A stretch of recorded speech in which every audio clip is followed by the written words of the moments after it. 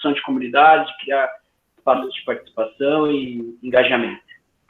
E dessa vez, super feliz de conseguirmos finalmente nos juntarmos para falar mais especificamente de meta design, envolver uma galera assim, interessada, tentar construir uma abordagem não convencional, né? Aproveitar esse contexto que a gente fomos convidados a estar todos distanciados e utilizar essas ferramentas para a gente mobilizar um contato mais frequente. Então, esse formato de comunidade de prática, comunidade de conversa, estou bem empolgado com isso. Vamos nessa. Muito legal. Bom, pessoal, acho que a maior parte deve me conhecer. Quem não conhece, eu chamo Caio Vação. Alguns aqui eu estou reconhecendo as caras pelas imagens. Vou fazer uma proposta, pessoal. Quem topar, não é obrigatório, é óbvio, mas quem topar, abrir a câmera. Quem tiver com vergonha do próprio ambiente doméstico, não tenha. Porque, afinal de contas, a gente está, né, num momento muito estranho e que a gente se manifesta e se expressa de maneiras muito estranhas. Aí está aprendendo a fazer de novo esse tipo de coisa, né? E ajuda para que a gente consiga ver na cara de vocês, sacar se vocês estão assim, ó, ou assim, ou então a gente vai testando um pouquinho como é que vocês estão. Se a gente ficar vendo só as imagens estáticas, vocês estão todos incríveis nas imagens estáticas. Assim, né? E aí a gente não saca mesmo, né? Tem uma parede aqui entre nós. Mas quem topar, não é uma coisa obrigatória, por favor, tá? Sinta-se à vontade. Bom, um pouco sobre mim, acho que quase todo mundo me conhece, mas enfim, é bom falar um pouquinho. Eu sou arquiteto de formação, né? Já trabalhei com tudo que se imagina em urbanismo, arquitetura, e gradualmente fui migrando para essa forma de pensar projeto que é o meta design. Eu comecei a trabalhar com isso há um pouco mais de 20 anos agora com isso, e o que eu fiz foi atualizar o meta design. O meta design não começa comigo, né? Quem for fazer o curso vai ver isso, né? Eu vou contar bem essa história lá. Mas o que eu fiz foi reinventar ele, né? Criar uma proposta mais geral e genérica para entender o meta design como uma ferramenta que se aplica basicamente a qualquer contexto, né? E já há muitos anos eu presto consultoria relacionada a várias formas diferentes de atuar. Uma delas é com inovação, outra é em processo de educação, outras mudança de cultura organizacional, novos produtos, novos métodos. Fiz muita meta-consultoria. Aqui chegou aí até a própria Karine, que fez um projeto legal com ela de meta-consultoria ano passado, uma piração que fritou a cabeça dos caras, né, Karine? Fritamos lá. Enfim, basicamente tem a ver com desenvolver novos métodos, novas abordagens, né? E uma coisa interessante que aconteceu durante a pandemia, que eu já vinha trabalhando com um modelo de urbanismo, que era a cidade distribuída, que é essa cidade em rede, né, uma cidade de telecomunicação. Eu já vinha fazendo a seguinte provocação, e hoje em dia isso é tão verdade que não preciso nem falar, mas eu vou falar só para deixar bem claro, né? Eu falava a seguinte programação: onde tem conectividade, tem cidade. E isso não é exatamente o que a gente acha, né? Cidade, a gente tem bastante gente vivendo junto, e você encontra na rua, rela abraço, dá beijo, né? Senta na mesa para comer, e cada vez mais a gente percebe que onde tem algum tipo de conectividade, tem cidade, tem alguma forma de contato social, né? Enfim. E o que aconteceu é que, só que mesmo assim, eu trabalho com o Thiago e com o Davi há alguns anos, eles podem falar, eles vão confirmar isso que eu vou falar agora, eu tinha ojeriza de métodos de interação à distância para processo de colaboração. Eu falava, não funciona, não rola, precisa do contato, é complicado, as pessoas se desconectam, etc. E eu sinto que a gente está vivendo um fenômeno de não tem tu, vai tu mesmo, sabe? Então, já que não tem outro jeito, a gente tem que interagir à distância, a gente está descobrindo funcionalidades que a gente nem sequer investigaria. Então, por exemplo, eu era o cara do desenho, do post-it, etc. Eu estou morando no Miro faz uns 3, 4 meses aí, né? Então, a gente vai usar bastante o Miro na disciplina, vocês vão perceber que vai usar bastante isso. Enfim, e aí a gente está descobrindo outras maneiras de criar comunidades de prática, né? E está descobrindo aí que talvez nessa interação remota a gente tenha um tipo de qualidade que a gente nem sequer é capaz de ter presencialmente. Vai explorar bastante isso. E aí a proposta foi, né? Foi uma coisa meio maluca. A gente estava planejando, sim, fazer um curso esse ano, no entanto, por demanda, começaram a aparecer pessoas cobrando o curso. A gente falou, tá bom, vamos montar um curso. A gente montou e está tendo um retorno super acelerado, uma coisa meio não prevista. E ótimo. Só para saber, pessoal, quantos de vocês já estão inscritos no curso? Só para saber, assim, para a gente ter uma ideia geral aqui. Quem tiver Primeiro, Thiago. E quem que não está inscrito? Pode também fazer assim um joinha, um assim, ó. Tá, dá para ter uma ideia. Legal. Não, acho que a ideia é a gente explorar um pouquinho alguns conceitos primeiro. A gente dividiu aqui algumas perguntas aqui, vamos bater um papo. E, fiquem à vontade em contribuir também. A ideia é que a gente faça também esse espaço bem interativo. E aí depois a gente falar um pouco do curso também, se alguém tiver dúvida, se alguém tiver alguma dúvida da abordagem, da dinâmica, um pouco do que a gente está propondo. A gente também, mais para o final, vai falar um pouquinho sobre isso, certo? Hoje a proposta, a gente pensou em três grandes temas para falar durante esses 3 webinars que a gente vai fazer até o curso, né? Então, hoje, a ideia é a gente falar um pouco do contexto de incerteza, né? Então, até falar conceitualmente o que é isso, por que isso está emergindo muito agora. Eu acho que, obviamente, pelo contexto também da pandemia, mais gente está falando desse conceito. Na semana que vem a gente vai falar sobre inovação mesmo, né? Porque a gente talvez fala tanto sobre essa palavra, a gente ouve falar tanto sobre essa palavra, mas o que é realmente, por que a gente acha que é necessário isso, né? Por que é importante a gente falar de inovação, né? Qual que é a necessidade de falar disso?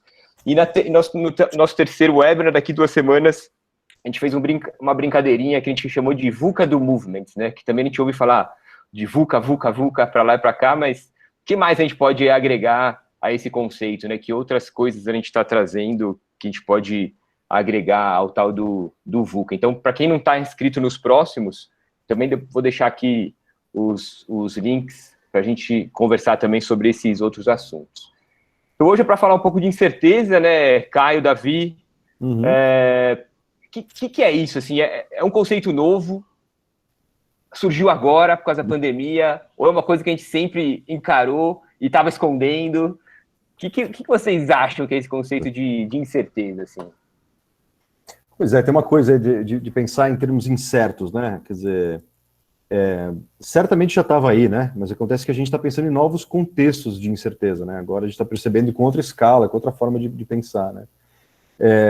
E acho que está ligada a ideia de certeza, está a ideia de complexidade mesmo, naturalmente, né? Ou seja, aquilo que é complexo e aquilo que recusa descrições simples e diretas. Então, tem alguns aspectos da complexidade que a gente já pode lançar provocações, assim, que tem a ver com alguns pares binários com que a gente trabalha, que fica bem mais fácil de entender do que a gente está falando, né? Então, por exemplo, assim, tem uma figura que fica super confortável em trabalhar com a incerteza, e tem uma outra figura que fica super desconfortável de trabalhar com incerteza. A figura que fica desconfortável, eu tenho falado aí que é o maquinista. Sabe o maquinista, pessoal? Aquele cara que controla a máquina, produz máquinas e controla a máquina. Tipo o cara que controla a locomotiva do trem. Ele parte de um princípio muito louco, né? Ele quer ter certeza de tudo que está ali, que inclusive é a tarefa dele. Ele pega um monte de material inerte, ele pega aço, ele e os colegas dele, né, que trabalham com isso na indústria, em metalurgia, por aí vai. Ele monta aquela máquina inteira e cada peça tem um papel muito bem definido, muito bem previsto, muito bem desenhado, muito bem projetado, etc. E tudo tem aquele papelzinho muito bem definido. Qualquer coisa ali que sair do lugar vai dar problema naquela máquina. E aquelas peças sozinhas não têm vida própria. Né? Você não pode pegar, por exemplo, pega uma locomotiva, né? Deixa eu fazer um trabalho interessante aqui, que é compartilhar minha tela aqui com vocês, trabalhar com imagens. Aqui. Bem. Deve estar vendo aqui a imagem. Muito bem. Coloca assim, né? Uma máquina a vapor, né? Você não pode pegar, por exemplo, essa locomotiva, tirar o pistão dela aqui, jogar no chão, ou então enfiar na terra e imaginar que vai brotar alguma coisa, certo? Pode parecer uma ideia absurda, mas essa outra figura que se sente muito confortável com a incerteza é o jardineiro. E o jardineiro faz isso direto, né? Vocês sabem disso, né? Você pegar uma batata, um pedaço de batata, enfiar no chão, ela brota. Porque ela tem vida própria, né? Agora, é meio óbvio, né? Você trabalhando com plantas e bichos num jardim, é óbvio que aquilo está tudo vivo, né? Aquilo tem vida própria. O jardineiro, ele não tem controle total sobre tudo que está acontecendo ali, ele tem controle sobre um ponto de vista sobre a realidade. Então, se eu plantar tal planta do lado de tal planta, surge uma parceria entre elas. né? O que uma planta excreta pode ser o alimento da outra. E um animalzinho que passa, um inseto, um aracnídeo ali, ele pode transportar uma coisa de um lugar para o outro, e uma abelha que poliniza as flores, e por aí vai. Ou seja, ele tem noção disso, ele tenta formar essas parcerias, que é um pouco o pensamento da galera da permacultura, de quem trabalha com esse entendimento que a natureza é viva e tem vida própria, né? Já o maquinista não, ele é tudo controlado. A máquina é a máquina, cada peça é aquela peça, se quebra a peça, o maquinista, tem que tirar aquela peça, consertar a peça, pôr de volta e ligar a máquina de novo. A máquina não tem vida própria.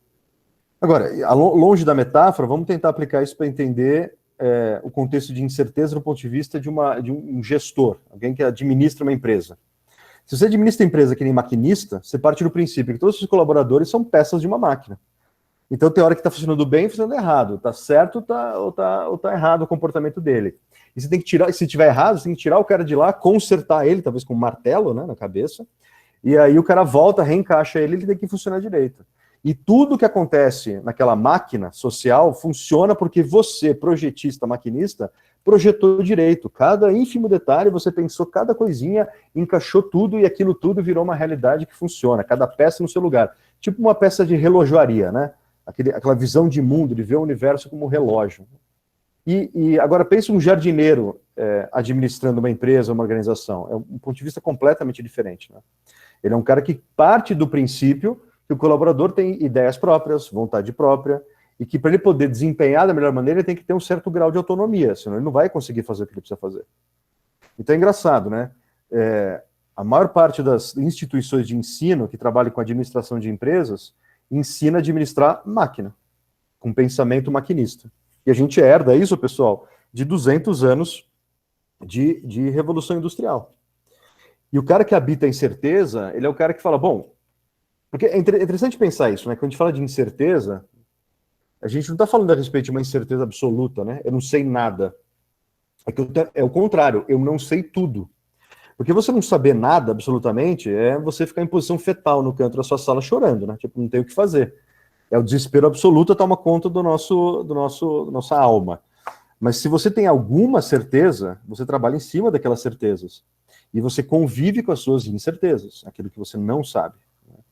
É uma abordagem bem diferente. Então eu uso sempre essa dualidade aí do maquinista e do jardineiro. Mas, Tiagão, fala que você te falou uma coisa outro dia que era bem legal, né? Não, eu ia falar que a incerteza não é para a gente negar ela, né?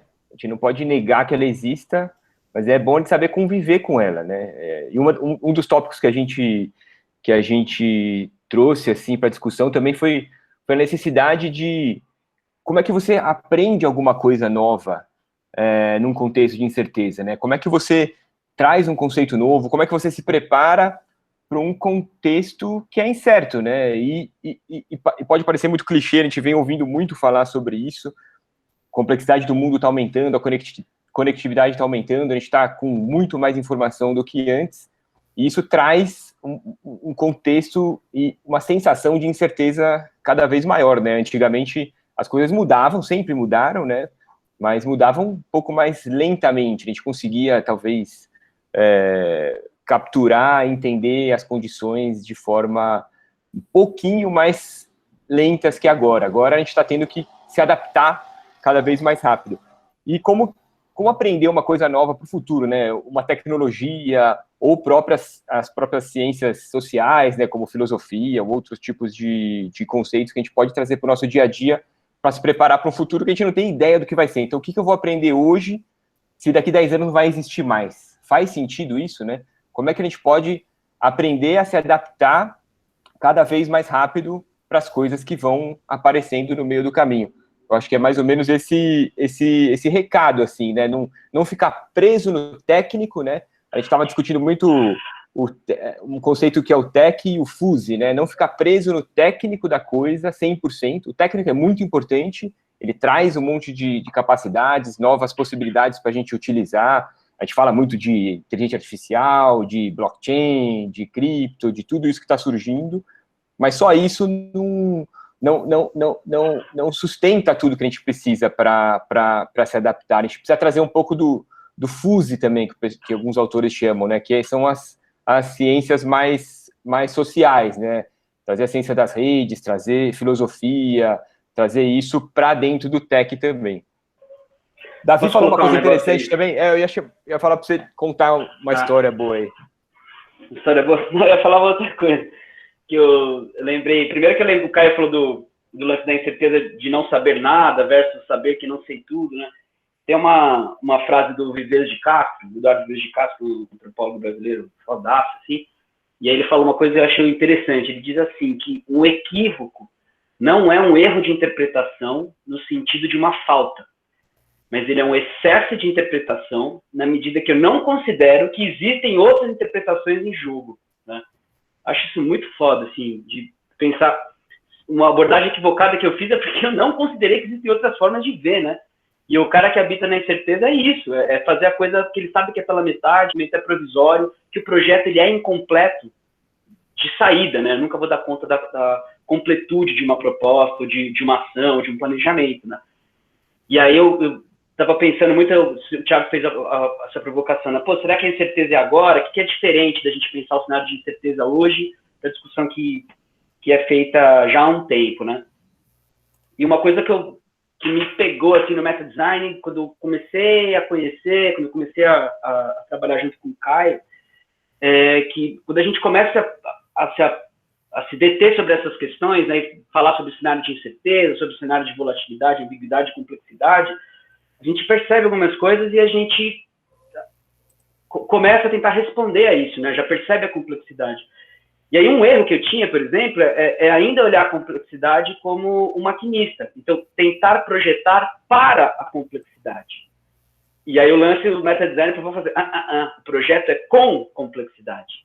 Eu não vou dar conta da complexidade, eu tenho que, no jeito de projetar, contemplar o provisório, o incompleto, o que vai emergir, contemplar que os sistemas vão dar conta, eles vão se auto-adaptar, né?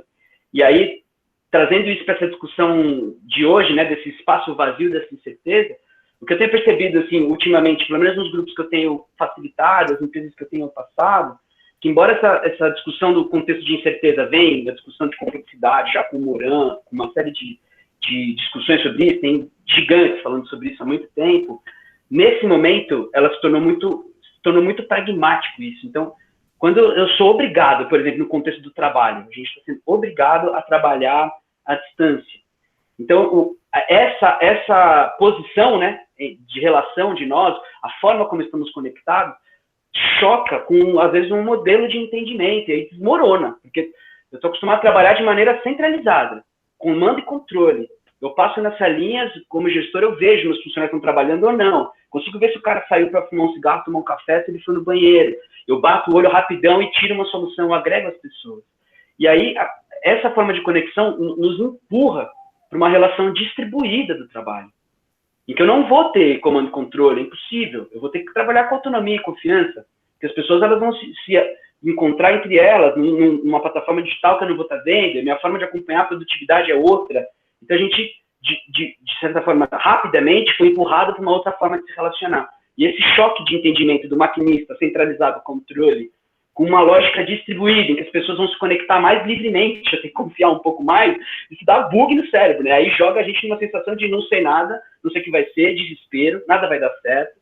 E não sei, pelo menos para mim, um pouco eu tenho visto, tratar também, respeitar esse tempo, principalmente da pandemia, que as coisas funcionaram um pouco também. O contexto é terrível, né? Não quero dizer que não é. É horrível, é preocupante no cenário de saúde global, situação do Brasil, mas a gente encontrou um jeito, né, de trabalho. A gente está aqui encontrando novas soluções e isso se dá também nessa relação distribuída, em que eu não posso controlar tudo. Posso jogar alguns elementos, tentar organizar algumas regras do sistema, mas deixar que a coisa se arrume de algum jeito, né? Muito bom. Pessoal, eu estou descarregando imagens aqui.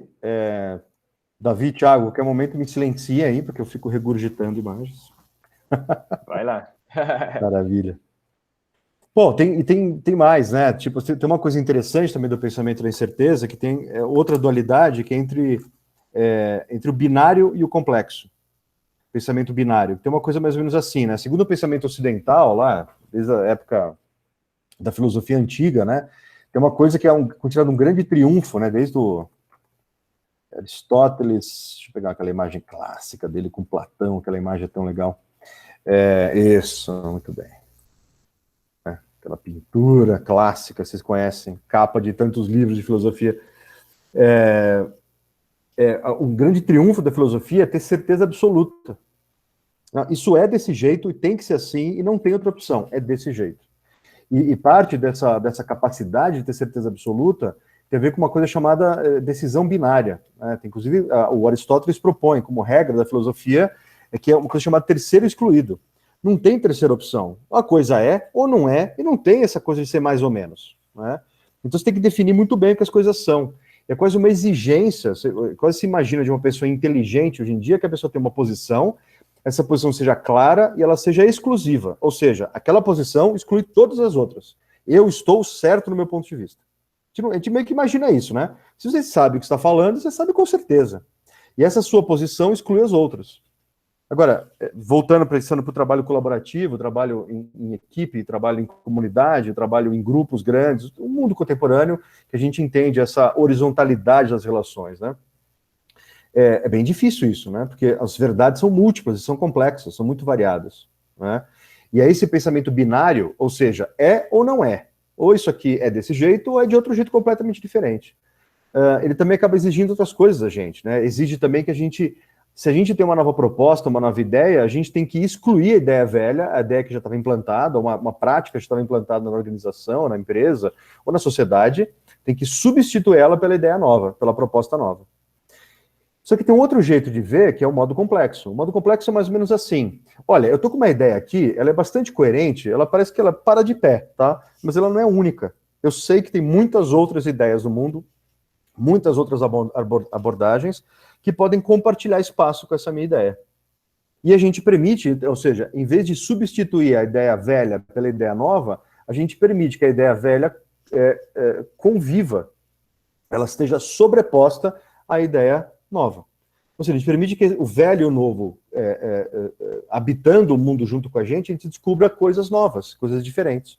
Tem uma coisa que eu sempre falo, que é uma provocação que eu falo para meus colegas cientistas, né? E é perigoso que eu falo agora, a pessoa que numa época de negar a ciência, que está nesse movimento maluco aí de negar a ciência, parece que eu vou falar agora é contra a ciência, não é. Mas eu falo a seguinte coisa, que uma coisa também é importante falar isso, uma coisa é você pedir para a ciência ser mais sofisticada do que ela é. Outra coisa é você falar que a ciência está errada, é uma bobagem. Eu estou pedindo para a ciência ser mais sofisticada, né? E como é que a gente faz isso? Eu falo a seguinte frase, uma coisa que ajuda a entender isso aqui. A ciência diz a verdade, só que ela não diz todas as verdades, e as verdades que ela diz não são exclusivas, não são as únicas verdades. Isso é habitar um mundo complexo. Existem verdades diferentes convivendo no mundo. Pessoal, voltando, tá? Isso não tem a ver com dizer que a Terra é plana, tá? Por favor, tá? Não é disso que estou falando. Eu estou falando assim, a gente sabe que a Terra é um glóbulo de terra e de magma derretido e com crosta, etc. A gente sabe que é isso. É que a gente sabe também que não é perfeitamente uma esfera, não é perfeitamente um globo. Ela é toda meio deformada. Aí tem uma galera que diz, não, é tão liso. Já viram falar disso, pessoal? Que a Terra é tão lisa, que é como se fosse uma bola de bilhar. Já viram falar isso? Que o vale mais profundo, no fundo do oceano, e a montanha mais alta, o Everest, o pico mais alto, eles têm tão pouca diferença que é como se fosse a superfície de uma bola de bilhar. Bom, não é verdade. Na verdade, se a gente pegasse a Terra em miniatura na sua mão, ia aparecer muito mais uma esfera toda com uma superfície de lixa, assim, toda meio rugosa, assim, né? Seria muito mais isso. Mas também não é bem verdade isso, né? Porque se você fosse um gigante, gigantesco, tentando acariciar a Terra, você não ia acariciar nada, você ia destruir a Terra. Ou seja, não tem uma visão única que dê conta do que a gente está vivendo, pessoal. Não é uma única coisa que explica tudo, né? Ou seja, ser capaz de não ser binário, sabe? Do tipo assim, peraí. E isso é muito comum, né? A minha vida profissional é um problema, pessoal. As pessoas perguntam, Caio, o que você faz? Eu sempre falo, puta que pariu, e agora? O que eu vou falar? Aí eu conto que eu sou arquiteto, eu conto um pouco da minha vida, tudo, mas nunca explica muito bem o que eu sou. E eu sempre pratico uma coisa que vem de uma prática que vem da terapia, chamada esquizoanálise. E a esquizoanálise é entender que eu não sou uma coisa só, eu sou várias coisas. Então, dependendo da pessoa com que eu estou falando, eu me apresento de um jeito diferente. Mas sempre tem aquele amiguinho que fala, peraí, Caio, você não tinha me contado isso sobre você. Eu falo, bom, não tenho obrigação de te contar tudo o que eu já fiz na vida. 2, pois desculpa, foi mal. Mas aquilo que eu te contei ontem, eu não estou invalidando hoje. É um outro ponto de vista. Ou seja, não é que eu sou uma coisa, você pode escrever, né, numa superfície de pedra, cinzelar ali, pim, pim, pim, pim, pim, esculpir na superfície da pedra, botar na parede e falar assim, este é o Caio. Isso não tem. E nenhum de vocês, né? Só que a gente se exige isso, né? Outro dia eu estava conversando com um colega arquiteto, desesperado, percebendo que a nossa profissão, não sei se tem algum arquiteto aqui presente, se tiver, espero que não deixe você desesperado também, mas enfim, desesperado porque a nossa profissão está obviamente falida, né? Moralmente, socialmente, culturalmente, e ele falando, Caio, o que que eu sou? O que que eu sou? Eu falei, que tal você se perguntar o que você faz? E não no sentido de descrever quem você é, né? Ah, eu sou arquiteto, isso que eu faço. Não. O que que você faz? Do tipo, quais são as suas habilidades? A sua presença num grupo gera que tipo de qualidade naquele grupo? Você traz que tipo de provocação, que tipo de proposta, que tipo de coisa você acha interessante ou desinteressante, por aí vai. Se colocar muito mais como outra coisa binária, né? Se colocar mais como motor, né? Um motor que mobiliza as coisas, que leva para lá e para cá, ou seja, uma coisa que te dá potência, que te leva lá para longe, e menos um desenho no mapa. Olha, aqui está a minha fronteira, dentro eu faço, fora não sou eu. Sabe essa coisa? Que a gente delimita nossas atividades, sabe, fronteiras e limites, eu acho menos interessante do que motores, porque motores te levam lá longe, né? Motor, você não consegue falar assim, esse motor é capaz de me levar para os Estados Unidos? Bom, mas também pode te levar para a esquina, também comprar um pão. Né? O motor, ele te dá mobilidade, a fronteira te diz até onde você vai. Eu acho que é mais interessante se ver como a coisa que te mobiliza, né? Ou seja, o que que te faz andar? O que que te faz agir? De que maneira você vai agir também? Davi, Thiago? Boa. Pô, muito bom. A gente queria trazer, talvez, Caio e Davi, um pouco mais para o nosso dia a dia, quando a gente fala de inovação.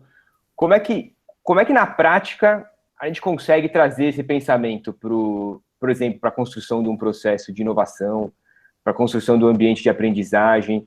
Como é que a gente pode considerar esse contexto todo?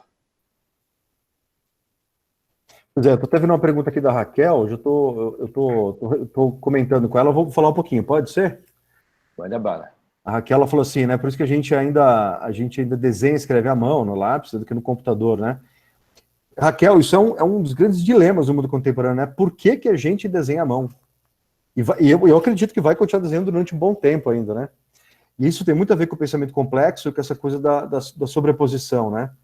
Não é porque a gente tem o AutoCAD hoje em dia, ou então o BIM, né, o Revit, ou sei lá o que os arquitetos estão usando hoje em dia, que a gente vai abandonar o desenho à mão. O desenho à mão permite que a gente faça algumas coisas que não é exatamente aquilo que a gente vai fazer no BIM. E não é que o BIM faz mais rápido, ele faz outra coisa. Enquanto o rabisco à mão te permite uma outra coisa. E aí você perceber que você tem que trafegar de uma ferramenta para outra, acho que talvez seja a grande sacada. Esse espaço do entre as coisas. A gente vai falar muito de método no curso também, e parece que a gente está glorificando o método. Tudo é método, o método é maravilhoso. É até o contrário, a gente vai banalizar, tornar simples entender o método para poder superar o método. Porque a maneira mais fácil de superar o método não é negando ele, é você tendo total tranquilidade de criar e construir métodos. Aí que você vai superar o método. Aí vai ficar mais fácil para você superar. Acho que eu vou fazer uma ponte já, Tiagão, com essa coisa que você falou do processo educacional, né? Uma coisa que a gente está percebendo, pessoal, e é importante abrir isso para vocês, tá? A gente está prototipando nesse curso uma coisa que faz tempo que a gente discute entre os três aqui e sente que precisa fazer. Tá na hora de acontecer isso. Que é entender que todo o processo de aprendizagem ele tem muito mais a ver com criar uma comunidade de práticas, que seremos nós todos, imersos nesse coletivo que a gente vai estar, do que, de fato, entender que a gente vai transmitir informações para vocês. Então, a gente vai construir coisas juntos e vai manipular essas coisas, artefatos, para entender o que dá para sair disso. Né? Eu tenho também utilizado um conceito interessante que ajuda a entender esse momento. Né? Eu tenho falado que para você poder trabalhar em coletivos e trabalhar bem em comunidade, criar comunidades de prática, tá? Vamos ter comunidade no sentido um pouco mais amplo, né, pessoal? Não é só a favela, também é a favela, tá? Mas a comunidade é qualquer grupo de pessoas que tem relações de afeto e confiança, né? Inclusive para poder trabalhar junto. E é interessante nas comunidades de prática que, como é que funciona isso? Como é que a gente faz para funcionar, né? E aí tem um conceito que eu tenho trabalhado bastante, que é o da zona de trânsito conceitual. O que é essa zona de trânsito conceitual? É a capacidade de a gente ter uma série de elementos em comum entre nós que permitem que a gente se entenda. Um deles é óbvio, né, pessoal? Todos aqui, pelo menos eu imagino, falamos português. Alguns eu sei, falam espanhol, mas também estou aprendendo português há um bom tempo, já estão dominando. Brincadeira, Fernando, não leve a mal. Mas a gente compartilha a língua, com certeza tem isso. Mas tem mais 3 tipos de coisa que a gente precisa compartilhar também, senão a gente não consegue criar, de fato, em comum, né? Então, a primeira coisa que a gente precisa compartilhar é algum ambiente imersivo, que a gente possa se imergir juntos. Pode ser uma piscina, tá, pessoal? Pode ser, mas nesse momento também é difícil ser uma piscina. Quando eu falo ambiente para a gente se imergir junto, é algum lugar em que a gente possa compartilhar tempo e espaço. A gente tinha até pouco tempo os escritórios, os lugares de encontro, um curso desse estaria acontecendo em alguma sala de alguma instituição, que a gente ia se encontrar, que teria uma série de equipamentos, mesinhas, etc. Tudo bem, mas a gente pode trabalhar a imersão de outras maneiras. E a gente está percebendo cada vez mais que a imersão em meios digitais é possível. E a gente vai explorar bastante isso. Então, o primeiro componente aí da zona de trânsito é estar imerso no mesmo ambiente. A gente vai ter que se imergir de maneiras diferentes. A gente vai explorar muito esses tipos diferentes de imersão. Plataformas diferentes, jeitos diferentes de trocar mensagens, jeitos diferentes de registrar o que a gente está discutindo e conversando. Tempos... Dinâmicas diferentes, né? Perfeito, tempos e dinâmicas diferentes. Atividades mais ativas, a gente vai propor também coisas individuais, pesquisas, então fazer o que a gente fala um pouco de trazer esse pensamento de ecossistema mesmo, né? De a gente fomentar diversas dinâmicas diferentes para que todo mundo que esteja participando do programa possa aprender também no seu tempo, no seu ritmo, pesquisando o que mais se interessa também. Então, trazer um pouco desse conceito bem customizado mesmo, né? Perfeito, perfeito. Que tem a ver exatamente com isso também, né? O conceito de ecossistema aplicado à educação, ele tem essa potência, né? A gente sabe que vocês estão aqui porque vocês já estão estudando, né? A gente não acha que a gente vai... Bom, quem for participar do curso, a gente vai abrir a cabeça e jogar informação dentro. Não é isso que vai acontecer. Não tem nada a ver com isso. Na verdade, a gente vai participar de uma série de atividades, algumas delas mais diretivas, algumas com esse caráter que está aqui hoje, que é meio bate-papo palestra, assim, né? Não é bem uma atividade intensa, assim. Outras super ativas, do tipo assim, vai lá e faz um troço que a gente quer ver como é que você faz isso, a gente vai te acompanhar nisso, por aí vai, né? Ô, Caio. Diga. Saiu uma pergunta interessante que eu vou jogar, você falou, a Lia perguntou, se a zona de trânsito é a mesma coisa que a zona de desenvolvimento proximal do Vygotsky. Ah, legal. Tem a ver, mas não é a mesma coisa, tem a ver. É muito inspirada nela, né? A zona de trânsito conceitual tem mais a ver com... Você vai entender agora. Porque a segunda coisa que a gente tem que ter na zona de trânsito conceitual é vocabulário em comum. A gente tem que ter língua em comum.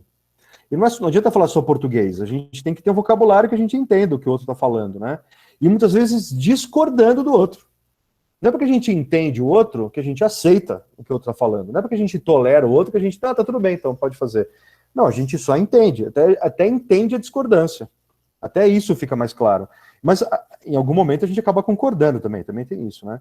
Por que eu estou falando isso? Porque uma influência mais forte ainda na zona de trânsito conceitual são os trabalhos de tradução que a gente faz em antropologia. Então tem a ver com o Vygotsky, sim, né? A zona de desenvolvimento, né? Proximal. A gente vai, inclusive, usar o conceito do Vygotsky relacionado com outras coisas, né? Tem mais coisa ali, porque afeta, né, pessoal? Pensar aprendizagem também tem a ver com pensar inovação, também tem a ver com pensar projeto e criatividade, né? Essas coisas são todas ligadas, não tem como separar uma da outra, né? Mas essa coisa de você criar um vocabulário em comum, super importante, né? Tem a ver com isso. Aí a terceira coisa que a gente tem que fazer, pessoal, e a gente acaba sempre esquecendo disso, a gente tem que criar artefatos, a gente tem que criar coisas que a gente pegue com a mão, ou pelo menos coisas que a gente monte e desmonte, sobreponha, componha, tipo Lego, tipo rabisco, tipo maquete, tipo desenho, tipo textos, artefatos. A gente tem que fazer coisas. E quando a gente faz essas coisas, a gente cria alguma coisa que perdura no tempo e outra pessoa pode se apropriar daquilo e transformar numa terceira coisa. Então, a gente permite um nível de colaboração muito mais profundo do que simplesmente falar, anotar. Tudo bem, anotar já é o primeiro começo, o primeiro momento de a gente começar a fazer um artefato. Mas a gente precisa construir coisas. E é importante construir essas coisas, né? E a última coisa é que a gente precisa perceber que a gente está, de fato, imerso numa comunidade. A gente tem que perceber se aquele ambiente que a gente está imerso é compartilhado de fato. 2, o vocabulário ele é compartilhado, e esses artefatos são compartilhados por essa comunidade de práticas, né? E à medida que a gente vai habitando esse ambiente, fica tudo mais fácil, tudo mais simples. E tem que ser simples, tem que ser direto, tem que ser descomplicado. É um ambiente muito mais de exploração do que a gente marcar e demarcar as coisas de novo, né? Tem uma pergunta boa aqui também, acho que já entrando um pouco mais, falando sobre o curso em si, então a Genani Rocha, desculpa se eu falei errado o seu nome. No curso vamos tratar de conceitos, métodos, discussões, ferramentas que podem ser usados em qualquer projeto, realidade, ou focarão em algo específico, tal como comunidade de prática, ecossistema de educação, por exemplo. A proposta ela é geral, né? E tem uma coisa que as pessoas sempre perguntam, né? Para quem que se indica o meta design? Eu brinco, né? Que eu ia fazer a segunda edição do meu livro, eu ia chamar de meta design para crianças e profissionais de todos os caminhos profissionais, né? Ou seja, era uma provocação que eu falava assim, olha, meta design seria interessantíssimo se ele fosse ensinado em escola de primeiro grau, e dá para ensinar. Vocês vão ver que as ferramentas, assim que você mexe com as ferramentas, é uma coisa de uso genérico, assim. Acho que é só não atrapalhar as crianças muito, né, Caio? Puto, tem a ver com isso também. Mas tem que dar para elas brincarem, né? Porque é muito louco. Muitos psicólogos do desenvolvimento falam muito isso, né? Eles falam que a criança é um cientista nato. É a gente que transforma ele num burocrata, né? Fica lá marretando coisa na cabeça da criança, ela acaba virando... A gente vira, todo mundo aqui, eu sei, eu já passei pela minha fase burocrática, assim, é normal, não tem problema. Mas tem um aspecto aí que é...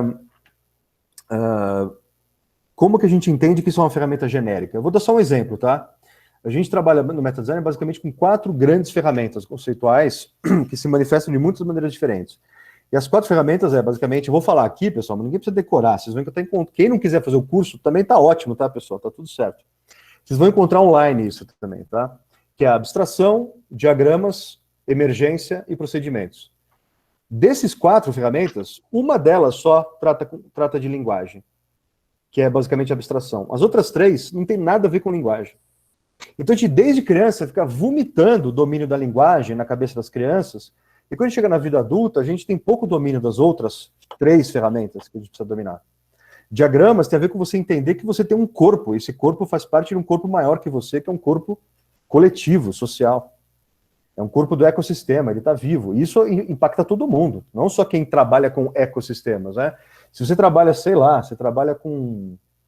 A pergunta que fez aí sobre ecossistemas aí foi a Genani.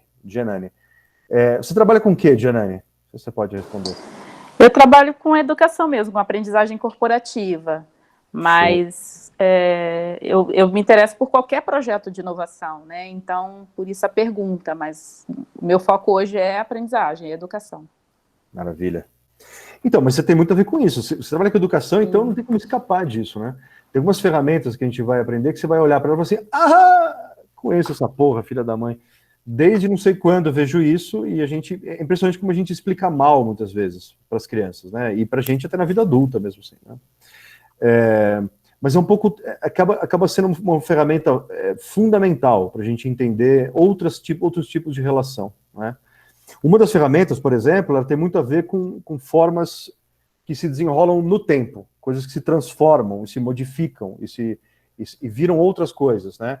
Que tem a ver com uma coisa chamada procedimentos, que é basicamente projetar processos. Eu sempre provoco isso, né? O que é projetável? Né? Em geral, quem tem formação em arquitetura, design, urbanismo, engenharia, imagina sempre um artefato, tipo essa caneta aqui, né? Isso é projetável, consigo projetar. Consigo projetar esse computador, essa casa, os livros, eu consigo projetar artefatos, coisas, né? Mas processo não, né? Mas a gente precisa entender que sim, processos são projetáveis, e eles têm uma relação direta com a outra ferramenta, que seria a emergência. Coisas começam a acontecer por conta própria, quando você cria um processo que tem vida própria. As coisas simplesmente começam a brotar. Tem uma imagem que eu gosto muito para ilustrar isso, que é a imagem da cornucópia. Vocês conhecem a cornucópia? Aquela figura mítica da Grécia Antiga, que é um chifre que tem um lado aberto, oco, que você sai comida. Aí você tira comida, aparece mais comida. Você tira um cacho de fruta, sai um queijo. Aí você tira o queijo, parece um jarro de suco de laranja. Aí não para de sair coisa. Essa profusão toda, obviamente, é uma imagem da natureza, né? A natureza é isso. Literalmente, a gente tira um cacho de uva, dali a 2 meses tem outro cacho de uva no mesmo lugar. Então, não é maluca essa imagem. Essa é a imagem de quem vê o mundo como jardineiro, né? Como que a gente projeta esse processo vivo, que se desenvolve por conta própria? Tem até aquela brincadeira, não sei se eu faço hoje, mas acho que é legal falar a brincadeira da cadeira que dura para sempre, vocês conhecem? Você fala assim, tenta imaginar uma cadeira, você vai projetar uma cadeira, um artefato qualquer, pode ser uma cadeira, pode ser uma caneta, pode ser um chapéu, pode ser um prédio, um artefato qualquer, vai ter que durar para sempre esse negócio. Vamos imaginar como é que eu faria para fazer uma cadeira que dure para sempre. De que material que eu faria, o formato que eu faria ela para ela poder resistir a pancadas e cair, ser jogada para lá e para cá, porque você vai ter que sobreviver a guerras, vai ter que sobreviver a demolições, mudanças sociais, mudanças culturais, talvez sobreviva até a humanidade, se é para sempre, talvez a humanidade morra algum dia. Essa cadeira tem que perdurar. Depois disso, como é que eu vou fazer essa cadeira? Todos os materiais que vocês possam pensar, pessoal, vai ter um problema, que materiais se decompõem, todos, até diamante. Se você botar diamante no sol, só a insolação vai meio que detonar o diamante. Se for de algum metal, ele vai oxidar em algum momento. Ou ele vai entortar, vai amassar, de algum jeito ele vai se desfazer. Cacete, então de que material que eu faço? Eu fico pentelhando muito o pessoal, porque não adianta você projetar uma cadeira que dure para sempre. Você não vai conseguir fazer. Você pode fazer, propor um processo que cria uma cadeira, e esse processo é regenerativo. Esse processo se autocria periodicamente.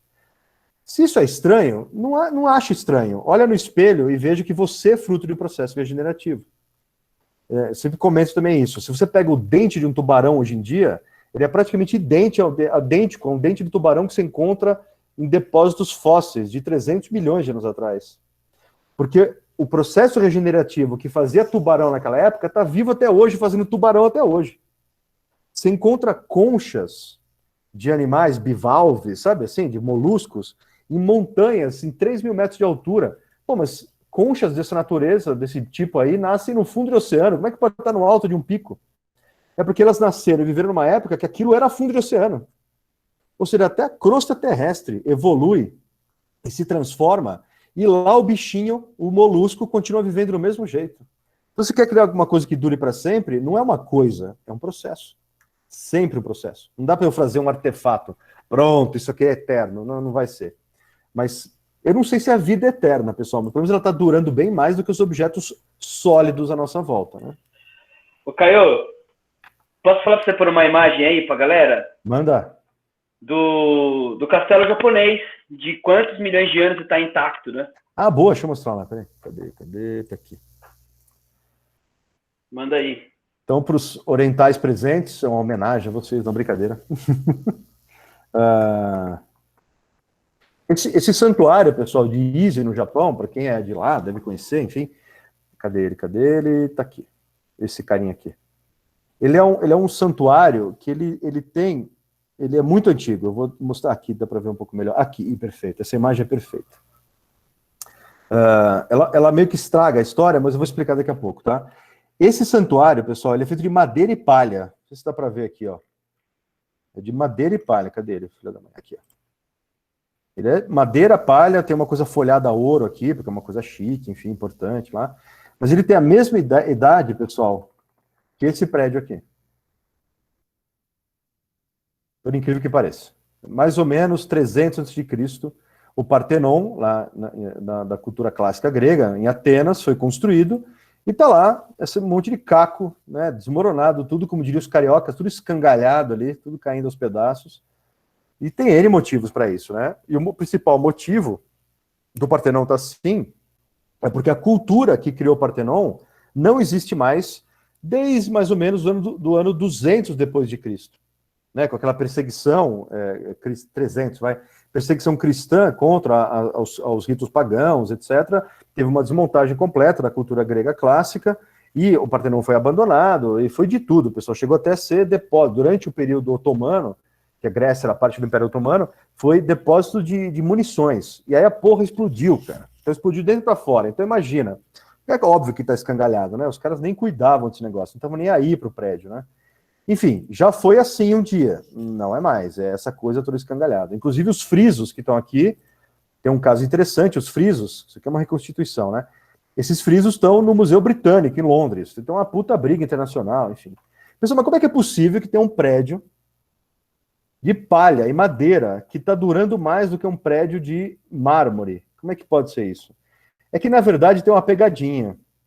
O santuário de Ise no Japão são sempre 2. Tem um santuário recém-renovado a cada 20 anos, aberto à visitação, você pode ir lá visitar, fazer as suas rezas e fazer a peregrinação que você ia fazer, e tem o outro que está sendo desmontado, ritualisticamente desmontado, depois de ter cumprido sua tarefa. Aí você fala, mas ele tem uma pegadinha, um é o prédio mesmo, ele está lá, sólido, parado, e esse outro não, isso aqui são 2 prédios. Mas é a mesma coisa que o seu corpo, pessoal. O seu corpo está constantemente se regenerando, né? O seu corpo ele não é uma peça sólida. De novo, maquinista e jardineiro, né? Não é aquele pistão de aço do que está no seu carro, o seu corpo. O seu corpo é um metabolismo vivo que, por acaso, tem essa aparência de coisa sólida para nós, mas ele é um metabolismo vivo. Ele está o tempo inteiro se reconstituindo, né? Era isso que eu falasse, Davi? Que eu lembrei do objeto que dura para sempre, e tem um processo aí que faz o objeto se renovar. E para essa cultura, né, fazendo um grande empacotamento, o que importa não é a coisa em si, mas tem a comunidade, a apropriação, a ritualística, os procedimentos que as pessoas vão fazer aí dentro, não é a pedra que vale, né? É o processo simbólico que esse templo significa para aquela cultura. E a cultura é viva, e a cultura se transforma, o objeto também se transforma e acompanha, né? Perfeito. Exato. E aí, trazendo também para a inovação do nosso dia a dia, para mim, meta-design é muito isso, né? Você pensar esse processo, você pensar esse ambiente, mais do que você pensar no resultado em si da coisa, é você pensar esse lugar, onde as coisas vão acontecer, e deixar que aquela interação emerja as inovações, as novas ideias, a criatividade, que tudo saia daí. É muito mais poderoso do que você ir lá e fazer um processo muito pontual para pensar numa ideia especificamente falando exatamente, né? Caio, tem uma outra pergunta aqui, só que vai ser interessante essa. Voltando rapidamente na zona de trânsito, Caio, a Raquel perguntou se os artefatos eles também podem ser virtuais. E aí achei interessante que tem a palavra virtual. Perfeito. Total, né? Sim, podem, e aí tem uma provocação, né? Eu sempre falo que o virtual, ele tende a ser um pleonasmo. Você não sabe o que é pleonasmo, né, pessoal? Só lembrar o que é pleonasmo, é divertido, aquela piada, né? Tinha um cara andando na rua, coçando o olho, aí o amigo falou, o que aconteceu que você tem? Não, eu tô com conjuntivite no olho. Aí ele falou, não, isso é pleonasmo. Aí ele continua andando na rua, outro cara perguntou, o que você tem no olho aí, cara? Eu achava que era conjuntivite, mas um amigo meu falou que é pleonasmo.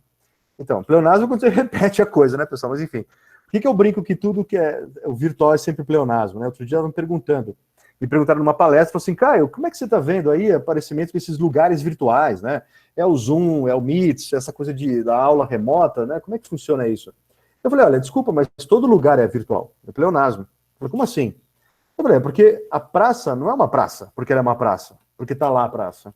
A praça é uma praça porque a gente usa ela que nem uma praça. Se a gente usasse a praça como deixa uma galera chegar, botar umas banquinhas para vender coisa, monta um palco, bota uma banda tocando um som ali em cima, galera vendendo, faz um cercado à volta e cobra ticket para entrar, acabou de virar uns casas de espetáculos, né? Deixou de ser uma praça. A sua casa só é sua casa porque você está tranquila nela, porque você pode viver sua vida tranquila na sua casa. Se você mudar os rituais da sua casa deixa de ser casa na mesma hora. Então, o que é o virtual? O virtual é aquilo que está na nossa cabeça.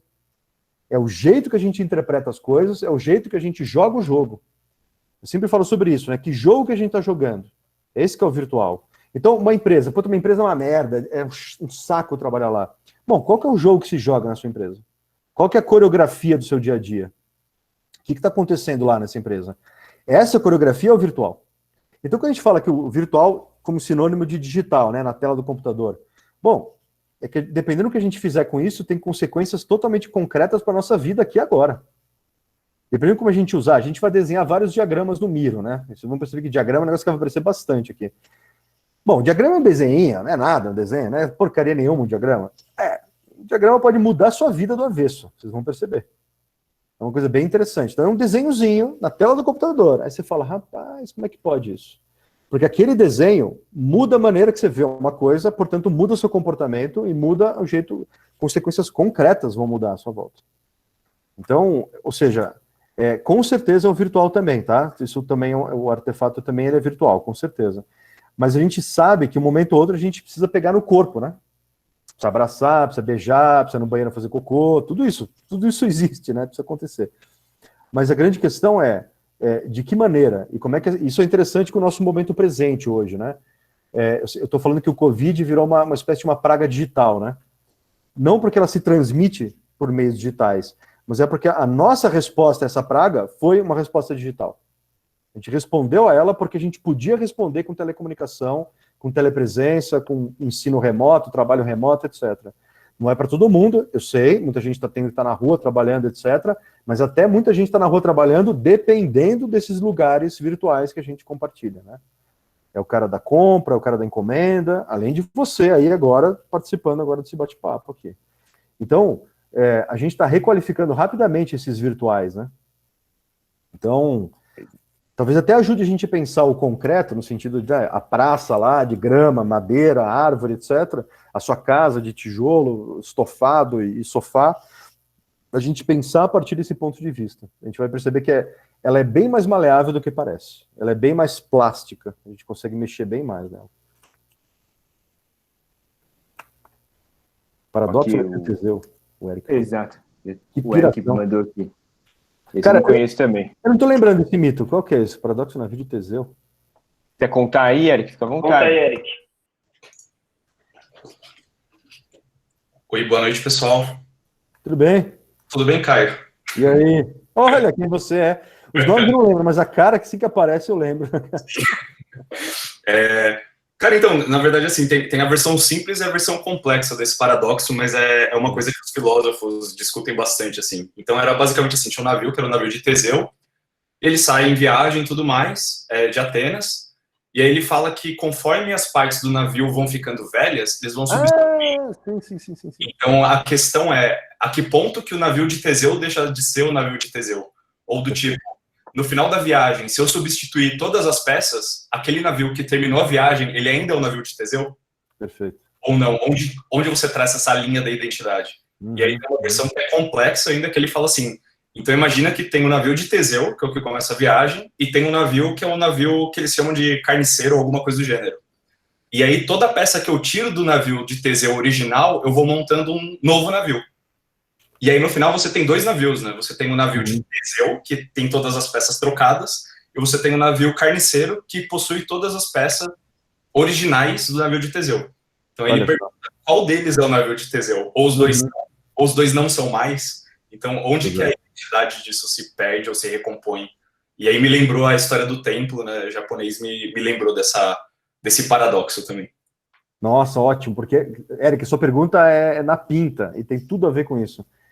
Porque é o seguinte, e tem várias maneiras de responder. Lembro da abordagem binária e complexa, né? Qual que é o navio de Teseu? A gente poderia responder que é os dois são navio de Teseu, o carniceiro e o navio original.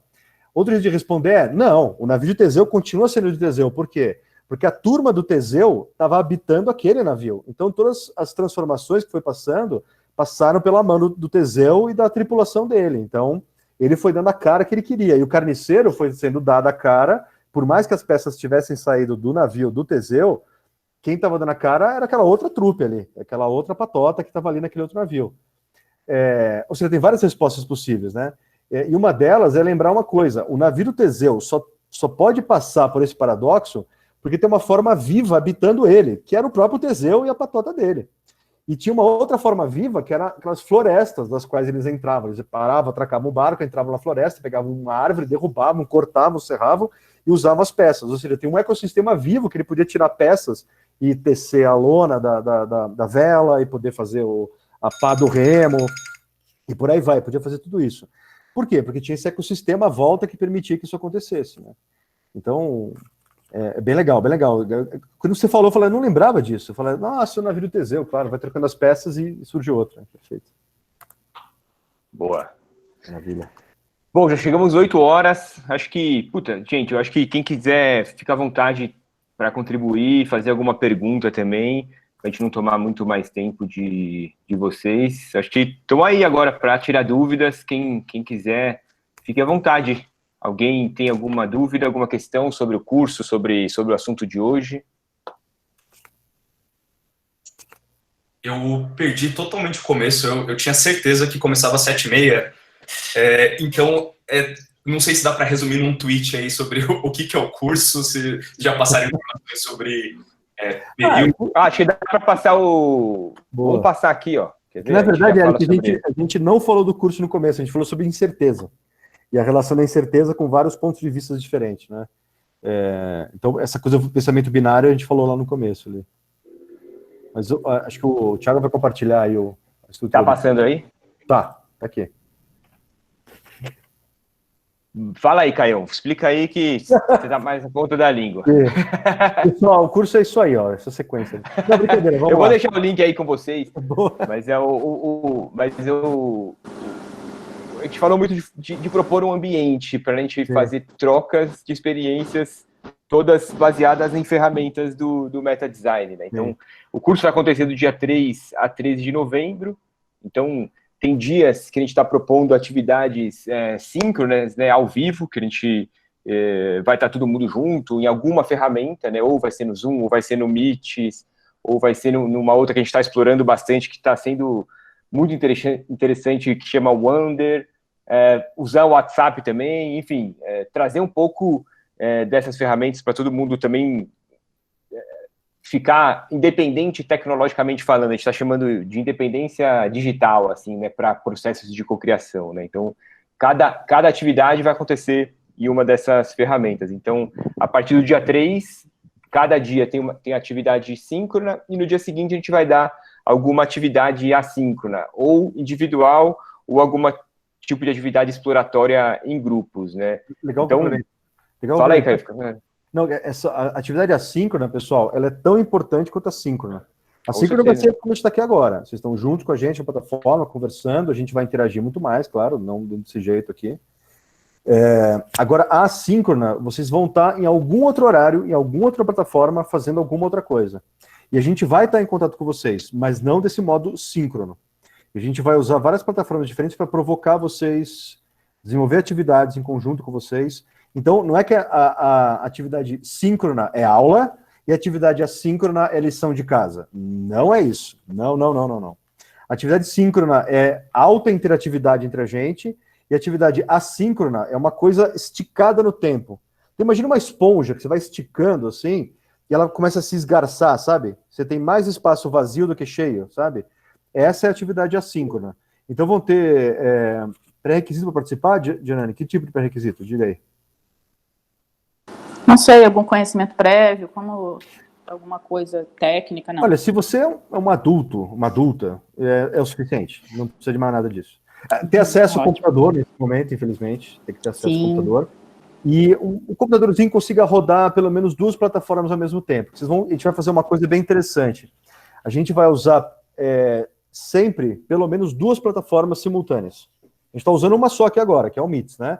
A gente vai usar junto Meets com Hangouts, ou com o WhatsApp, ou com o YoTribe, desculpa, o Wonder, ou com Miro. Sempre vai ter mais do que uma plataforma. Então, se sua máquina estiver meio engasgada, dá uma limpada nela, deixa um pouco mais limpinha. Na hora de participar das atividades, fecha as janelas do browser, dá uma limpada nela para ficar um pouco mais redonda, porque vai demandar um pouquinho do computador. Fora isso, é isso. Sugerimos também fazer em paralelo, pessoal, computador e celular. Porque a gente vai usar ao mesmo tempo os dois, em alguns momentos. A gente vai estar aqui e fazendo outra coisa no celular, junto, ao mesmo tempo. Isso, para quem está trabalhando com educação, é bem transformador, tá? Perceber que a gente tem essa soberania tecnológica aí. A gente que diz que a tecnologia tem que fazer, não o contrário, né? Então a gente tem que ter essa postura. E o único jeito, vocês vão aprender isso, tem muito a ver com o curso. Para você ter isso, você tem que oscilar entre um e outro. Com um só, você não consegue. Você tem que ter pelo menos 2. Aí você começa a ter liberdade para poder oscilar, e aí você cria a sua soberania, né? Então, por exemplo, só para ter uma estrutura geral do curso, você consegue voltar um pouquinho, Thiagão? Acho que o 3 é o primeiro dia, tá certo. Não precisa voltar. O 3 é o primeiro dia.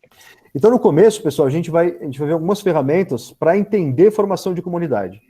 Isso é super importante. A gente percebe cada vez mais que tem ferramentas para formar comunidade, não é um bicho de 7 cabeças, mas, por outro lado, tem algumas manhas, digamos assim. Ou seja, e fica bem claro como é que é. Isso depende de algumas ferramentas específicas para você poder fazer isso. Assim que você pegou isso, a coisa também vai fácil, né? Não tem muito problema. E a atividade exploratória que vem em seguida, a síncrona, tem a ver com mergulhar nisso. Porque a comunidade, pessoal, para nós, é onde a gente vê viva a complexidade à nossa volta. Tudo bem, você pode olhar no espelho e ver que você é um ser complexo, mas é mais tangível quando você está interagindo com pessoas, você percebe quão complexo o mundo é. Como navegar nessa complexidade aí? Então, a gente vai fazer uma imersão ali assíncrona exatamente nesse mapeamento de ecossistema, entender como que a comunidade é um ecossistema e o ecossistema se estende mais adiante além de nós, né? Opa, já pulei para o segundo lugar, complexidade. No segundo momento, a gente vai trabalhar com ecossistemas, né? Que aí tem algumas ferramentas básicas, tem muito a ver com diagrama, pessoal. A gente vai desenhar... Acho que você pulou o dia 5 aqui, Caião, que é o desenvolvimento de exploração, autoconsciência. Total, foi mal. E aí, o dia 5, perdão, pessoal. O dia 5 a gente vai entrar nessa exploração da autoconsciência e, a partir daí, entender como se constrói ecossistemas. Então, essa autoconsciência aí, pessoal, não é tanto aquele lance de abraçar a árvore, também tá? Quem gosta, eu também gosto de abraçar a árvore, mas não é só isso. É principalmente entender como que a gente pode se reconhecer nos processos que a gente habita, que a gente vive. Se você criou alguma coisa, por que aquela coisa é daquele jeito? E se você chega num processo que já está acontecendo, por que você sente um estranhamento? De onde está vindo isso? E como é que você pode manipular essa coisa? E tem muito a ver com explorar ecossistemas, né? Como é que a gente consegue mapear ecossistemas? Tem algumas técnicas básicas, diagramáticas, que vocês vão perceber, não tem nada de muito incrível. Mas assim que a gente pega ela, dá um salto, a gente vai para outro nível de entendimento, né? Bom, aí a gente tem, isso é o fim de semana, né? Já não é? Dia 6? 7, 8 é sábado e domingo aqui, né? A gente vai isso, deixar essa atividade assíncrona aqui. Exato, vocês vão ter mais tempo, porque ela é bastante intensa, essa atividade. Bom, aí tem a gente, no dia 9, a gente vai falar muito de aprendizagem. Isso é interessante, pessoal, não só para quem trabalha objetivamente, explicitamente com educação. Muito nesse dia a gente vai falar como que isso é importante para qualquer outra área de transformação cultural, inovação, construção de métodos. Porque tudo que é novo, pessoal, exige aprendizagem. Que é meio óbvio, né? Só que a gente acaba esquecendo. E uma coisa interessante, já dou um pouco uma palhinha do que acontece lá. Tem uma frase interessante de um teórico dessa área, que ele fala a seguinte coisa: a melhor maneira de você mudar o hábito de uma sociedade não é convencendo essa sociedade a mudar de hábito. Você cria um artefato, disponibiliza esse artefato para a pessoa, deixa ela brincando com o artefato, que a interação com esse artefato muda o comportamento das pessoas. Não estou falando nada de incrível, né, pessoal? E como é raro a gente fazer isso de maneira intencional, né? Ou seja, tem um pouco. E isso é um processo de aprendizagem. O processo de inovação a transformação social, cultural, é uma aprendizagem social, individual, em comunidade, é uma aprendizagem institucional também, então é importante a gente ver isso, né? E aí a gente entra um pouco nessa atividade assíncrona, que é um pouco achar o nosso lugar, né? Como que eu me relaciono com essas relações? Desculpa, como é que eu me relaciono com esses ecossistemas? Onde é que eu estou neles? Especialmente no tempo. No tempo. Ou seja, o onde no tempo, né? Como é que a gente localiza? E não adianta colocar a data, né, pessoal? Porque a gente está falando de data, né? Enfim. Davi, você falou alguma coisa aí? Não ia falar nada, não. A Raquel perguntou sobre comunidade, que eu estava escrevendo. Foi respondendo, tá bom. Comunidade é um ambiente de aprendizado, mas também pode ser um grupo de trabalho. Perfeito, pequena empresa, é isso mesmo. Na realidade, comunidade é qualquer pessoa que tenha relação de afeto e confiança. Essa é a definição da antropologia. Escrevi essa aqui, ó. Aí, perfeito. Deixei escrito aí. Então pronto, tá aí. Tá ótimo. Boa. Afeto é amor e irritação também, pessoal. Odiar alguém é um afeto. Só que só odeia quem se conhece, né, pessoal? Ninguém odeia quem você não conhece. Aquele cara, eu odeio ele. Você não sabe nem quem ele é. Não tem como odiar. Você odeia quem se conhece. Mas, enfim, tá certo. Aí a gente vai exatamente para entender um pouquinho inovação. A partir do dia 11, a gente vai entrar em inovação. Tem um modelo com o qual a gente trabalha, talvez quem conhece o meu trabalho já conhece esse modelo, né? Que é um modelo que é baseado num princípio que é de exploração de oportunidades.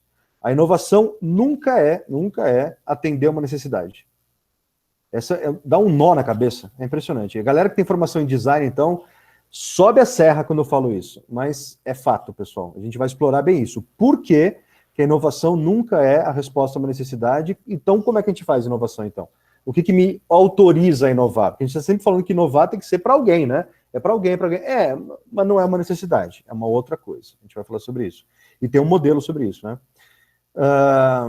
Enfim, aí tem um processo de exploração disso, né? E a gente vai trabalhar exatamente, pensar como é que a gente trabalha com as pessoas e no contexto organizacional para poder viabilizar a inovação. Então tem a ver com que tipo de dinâmicas, que tipo de situação. E dinâmica, pessoal, não é atividade, tá? Dinâmica é você observar a dança que um coletivo faz ao longo do tempo. Que dança que é essa, né? Bom, aí na reta final ali, a gente vai trabalhar um pouquinho com os projetos pessoais. A gente tem que trazer para cá, para o curso, aquilo que vocês estão vivendo na vida de vocês. E o último ponto que a gente vai passar é essa capacidade do improviso. Isso é uma coisa muito interessante, tem tudo a ver com emergência, né? Como que você lida com imprevistos, né? Já dou a dica, tá? 2 maneiras. Uma, você odeia o imprevisto, não aconteceu o que eu queria, portanto eu nego o que aconteceu, ou você desenvolve uma outra abordagem que você consegue aceitar o imprevisto e você vê o imprevisto como, na verdade, um presente que o ecossistema te dá. Ele está te dando uma informação nova que pode ser aquilo que vai viabilizar o que você quer fazer de fato. Então, se você nega o imprevisto, é bem provável que você vai sofrer muito. Se você é capaz de abraçar o imprevisto e aprender com ele, é muito provável que você consiga realizar coisas bastante interessantes. Acho que é isso, né? Boa, pô, acho que você respondeu aí, Eric. Se alguém tiver mais dúvida também, fique à vontade. Bom que o Eric provocou a gente a fazer aquilo que a gente acaba não fazendo, né? Que é falar A gente tinha esquecido. Boa. E legal, pô, a gente estava querendo viabilizar o curso no começo, a gente falou, bom, vamos ter um mínimo de 15 pessoas para dar um molho legal, já atingimos essas 15 pessoas, já temos 16 inscritos, então o curso já vai acontecer de qualquer jeito, e estamos operando aí no segundo lote. Eu estou à disposição para tirar dúvidas de todo mundo também, se quiser. Meu e-mail está aqui também no link, thiago@movements.network, pode me mandar um e-mail, me procurar para qualquer dúvida. Vou tirar aqui para voltar para a tela. E é isso aí. Acho que, se não tiver mais nenhuma dúvida, a gente vai ficando por aqui. Ou aquela questão que está na sua garganta, rasgando para sair. Se tiver alguma coisa assim louca para sair, a gente pode falar um pouquinho mais. Ok, fechamos? Mais nada? Então fechamos por hoje. Quem quiser voltar semana que vem, fique à vontade também. A gente vai estar aí conversando, falar bastante sobre inovação, o que é esse bicho aí, que o Caio deu um spoiler um pouquinho agora no final. Se vem das pessoas, não vem das pessoas, como que a gente começa a fazer esse processo. E é isso aí. Isso é bom registrar, hein, Thiago? Isso é bom registrar. A gente programou fazer 3 webinários, né? Não sei se todo mundo viu essa. Então, cada um tem um tema que tem relação com o que a gente vai ser discutido no curso, mas a ideia é que o webinar seja esse ambiente da gente começar a se conhecer, talvez nasça daqui uma comunidade que não vai fazer o curso, mas vai continuar se encontrando também, e a ideia é essa. A gente vai propor 3 temas que vão endereçar e apresentar um pouco o que a gente vai trabalhar no curso, né? Exato. Hoje foi incerteza. A gente tem mais 2. Semana que vem vai ser inovação, e o último, daqui 2 semanas, que foi uma brincadeira que a gente fez do VUCA do Movements. O que é o VUCA do Movements? Aí tem que participar para igual deixar um suspense aí no ar. O cliffhanger. Exatamente. Valeu, pessoal. Acho que estamos já 8h15. Obrigado pela presença de todo mundo. Boa noite aí, pessoal. Obrigado, gente. Valeu, pessoal. Boa noite. Tchau. Tchau, tchau. Aí, Matheus, estava aí.